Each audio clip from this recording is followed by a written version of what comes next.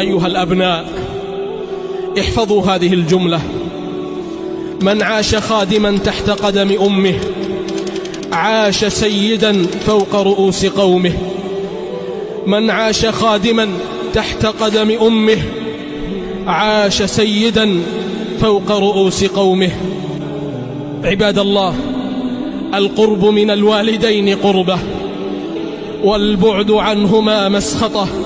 لا بد أن نعلم أن كل بيت فيه أنفاس الوالدين فهو بيت رحمة وحنان.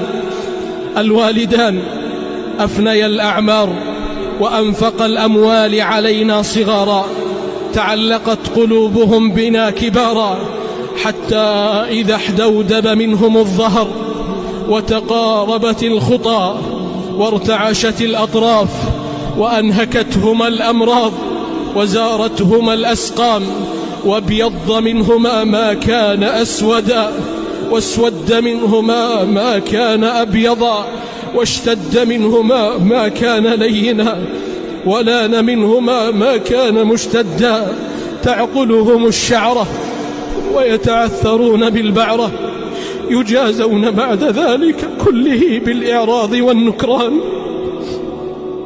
تأملوا يا رحمكم الله وصف هذه اللحظات في القرآن العظيم: إما يبلغن عندك الكبر أحدهما أو كلاهما فلا تقل لهما أف ولا تنهرهما وقل لهما قولا كريما واخفض لهما جناح الذل من الرحمة وقل رب ارحمهما كما ربياني صغيرا. رب ارحمهما كما ربياني صغيرا.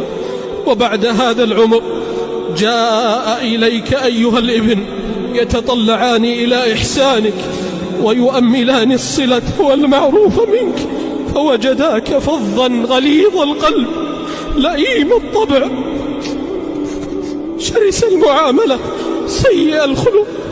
إنا لله وإنا إليه راجعون. يا هذا إنه لا يقابل الإحسان بالإساءة إلا اللئام، ولا يقابل الجود والكرم بالإهانة إلا الطغام. وربي لا يفعل ذلك إلا من غلبت عليه شقوته وأعماه شيطانه وأضله هواه. أما علمت أيها المسكين أن رضا الله في رضا الوالد؟ أما علمت أيها المسكين أن رضا الله في رضا الوالد وسخط الله في سخط الوالد؟ والله وبالله وتالله إن الخير كل الخير في الوالدين المسنين. إن الخير كل الخير في الوالدين المسنين. قال صلى الله عليه وسلم: الخير مع أكابركم، الخير مع أكابركم. وفي رواية: والبركة مع أكابركم. الوالدان رؤيتهما طاعة وحديثهما قربة ودعاؤهما بركة وطاعتهما حسنة. بكى أحد السلف عند قبر أمه لما دفنوها، فقالوا له في ذلك، فقال: لم لا أبكي وقد أغلق علي باب من أبواب الجنة وحق له البكاء، فموت أحد الوالدين صدع في الفؤاد لا يجبر.